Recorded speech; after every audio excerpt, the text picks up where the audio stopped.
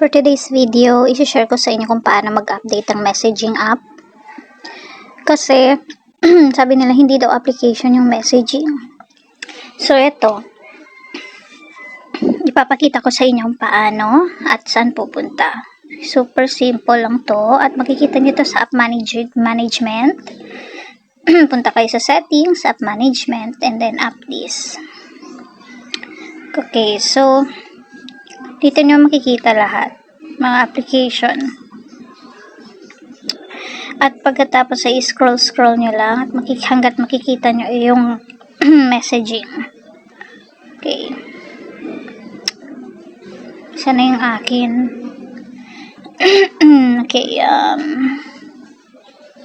nakita ko yun kanina. Messaging, where are you now? So,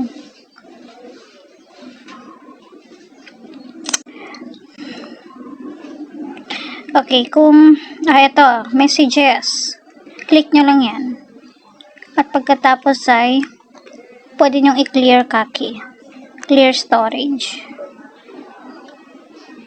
Okay lang yan. And then after nyan, ayan. So, after nito, balik kayo. Pumunta kayo dito sa Play Store. At, i-search nyo yung messaging app. Search tayo. Makikita nyo dyan. Sorry, walang data. Kailangan ko mag-open ng data. Ayan. Makikita nyo. Okay, so ito, Google Messages. Ito na yung na-install ko. Ito na yung ginagamit ko. Ito yung naka-install dito sa aking phone. Or kahit sa iba. Google Messages yung na-install nila. So, i-update ko siya. Kasi outdated na siya. That's why, minsan, di natin nare-receive yung mga messages.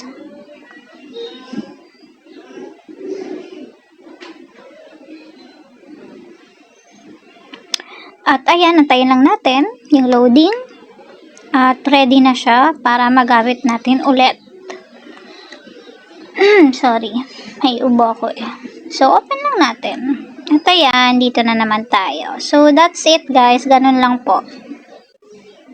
Thank you for watching. Don't forget to follow me at for more updated videos. Bye!